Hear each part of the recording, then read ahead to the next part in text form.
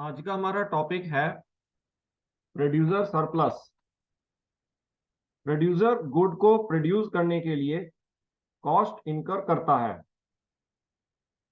Producer चाहता है कि कम से कम उसकी यह कॉस्ट जरूर कवर हो, इसलिए गुड को वह एक मिनिमम प्राइस पर बेचना चाहता है जो प्राइस उस गुड की कॉस्ट के इक्वल होती है।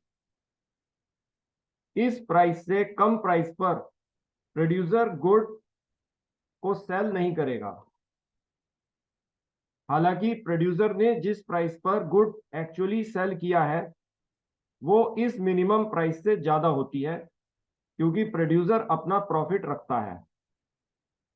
जिस प्राइस पर प्रोड्यूसर ने एक्चुअली गुड को सेल किया और जिस मिनिमम प्राइस पर वह गुड को बेचना चाहता था, इन प्राइसेस का डिफरेंस प्रोड्यूसर को एक यूनिट पर मिलने वाला इकोनॉमिक बेनिफिट होता है।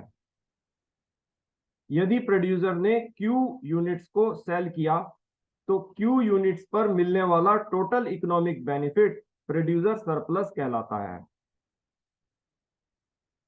मान लीजिए यह जो है एक प्राइस एक्सिस है और यह अपवर्ड स्लोपिंग सप्लाई कर्व है।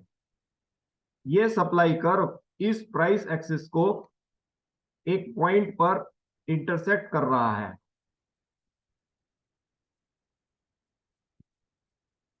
तो हम देख रहे हैं कि जब क्वांटिटी जीरो है, यानी कि प्रोड्यूसर ने कोई भी क्वांटिटी सेल नहीं की है, even at that stage he is expecting some price.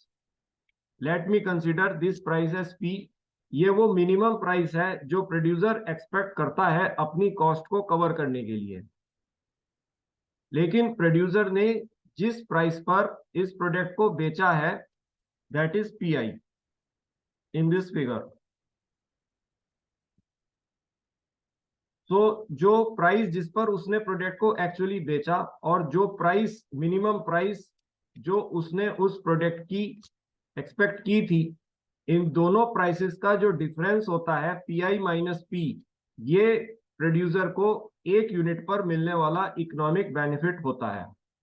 यदि प्रोड्यूसर ने Q यूनिट्स को टोटली सेल किया है तो इन Q यूनिट्स पर जो उसको टोटल इकोनॉमिक बेनिफिट मिला है वो इस ट्राइंगल का पी आई ए पी जो ट्राइंगल है इसका एरिया को रिप्रेजेंट कर रहा है, और ये एरिया ही प्रोड्यूसर सरप्लस होता है। ये वो टोटल इकोनॉमिक बेनिफिट है जो प्रोड्यूसर Q यूनिट्स को सेल करके अर्न कर रहा है। A producer surplus is generated by market prices in excess of the lowest price producers would otherwise be willing to accept for their goods. The total revenue that a producer receives from selling their goods minus the total cost of production equals the producer's surplus.